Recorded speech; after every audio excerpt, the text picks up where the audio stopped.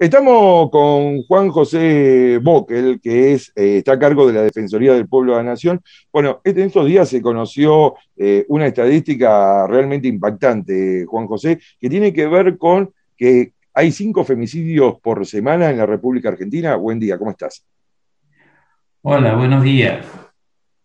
Mira, es aproximado el número, pero lo voy a leer para no meter la pata.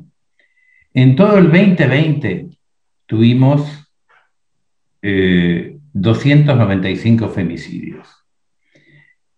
En este año, en lo que va de este año, por el periodo subió con respecto al año pasado. Pero no queremos hacer directamente proyectar hacia todo el año, porque no son homogéneos. Generalmente tienden a subir las curvas a fin de año, pero esto no tiene una regularidad matemática. Así que creo que lo más prudente es esperar a los 6 meses. A los 6 meses vamos a hacer un nuevo informe, estudiando bien para saber cuáles son femicidios y cuáles no. Y así que podemos dar certeza sobre 295 casos, y que te digo que siempre son aproximados. Pueden ser dos o tres más, porque eso depende de la definición que al final surja del proceso.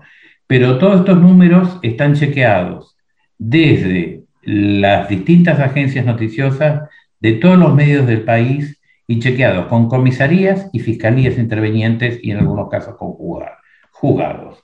Así que en general nunca se mueven, nunca hacemos cambios de más de dos personas o tres femicidios más que personas por año.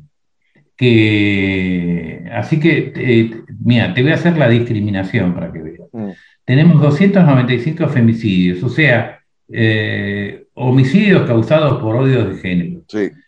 de los cuales son 253 homicidios directos, Ujú. femicidio directo, mataron a la mujer. 5 son suicidios feminicidas, es decir, chicas.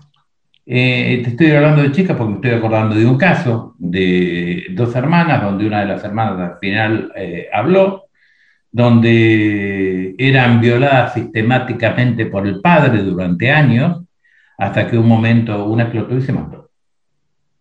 Entonces es una suerte de femicidio en cuentagotas y torturante, ¿no? A lo largo de los años.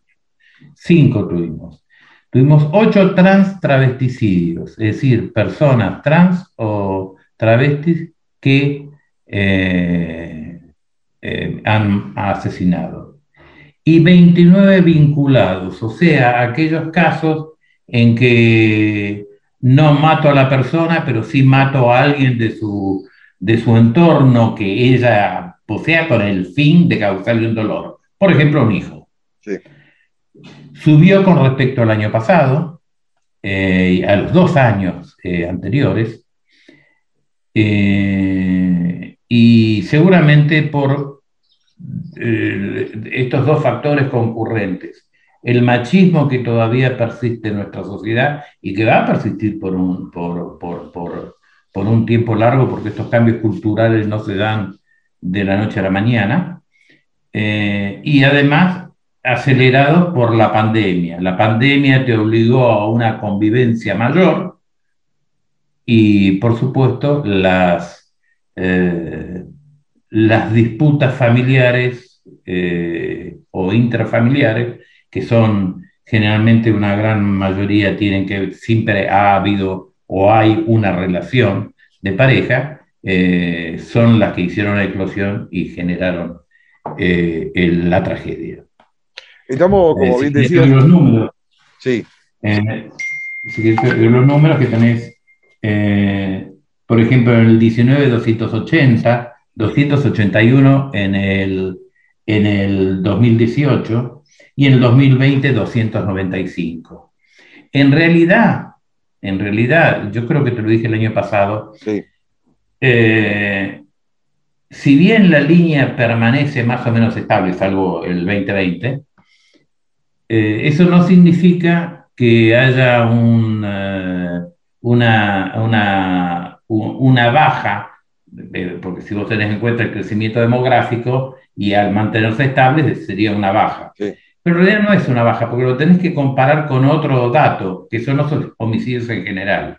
Y los homicidios en general han bajado, mientras que los homicidios permanecieron en línea recta, en general. Juan José, digo, este diagnóstico, este informe que realizan es muy importante para saber dónde se está parado con esta pandemia que es justamente la violencia de género y su expresión más terrible, más cruel, que es el femicidio. ¿Qué recomendaciones se hace ante el Estado en general para que se tomen medidas preventivas? Digo, uno ve que muchas veces el Estado no responde y lo que busca es justificaciones para explicar por qué no respondieron en el momento que se pedía ayuda. Mira, nuestro país, nuestro país es uno de los más adelantados, y esto no solamente con respecto a Latinoamérica, sino mundialmente en materia de legislación. Falta que se cumpla. Es decir, fuimos adelantados en el tema de la diversidad sexual, en muchos aspectos, pero nos falta este tema. Nosotros siempre hacemos una serie de recomendaciones que este año lamentablemente no vamos a hacer mucho hincapié, sobre todo por lo que pasó el año pasado, porque la pandemia frenó muchas actividades, inclusive nuestras. Nosotros nos vimos limitados a asistir, por ejemplo, a los varados en el interior, los asistimos de otra manera.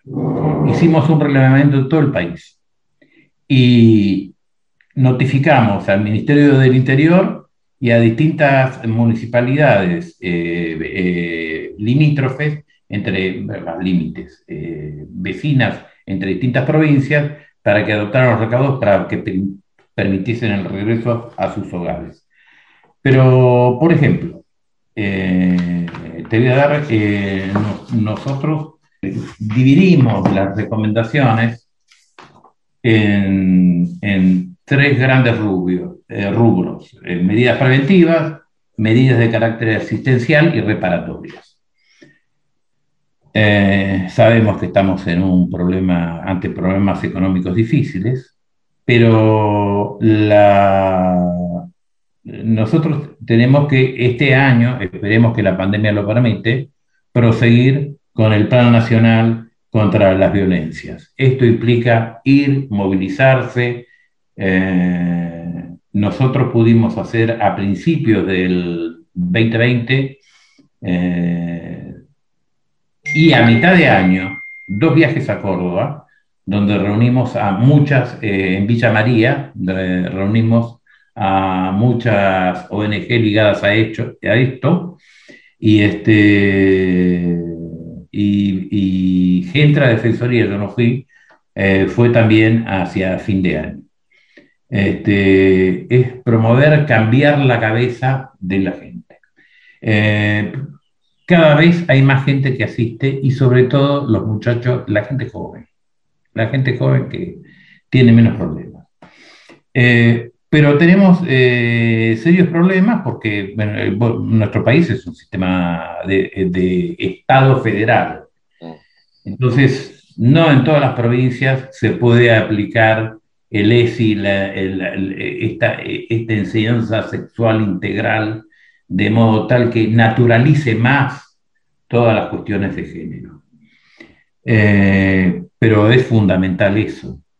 También con el Ministerio de Turismo y Deportes, con el cual afortunadamente durante la pandemia igual trabajamos muy bien, es decir, no hubo necesidad de replicar pedidos. Mm. Nos ha sorprendido gratamente. Eh, Estamos profundizando en las capacitaciones con la enseñanza de la ley Micaela. Mm.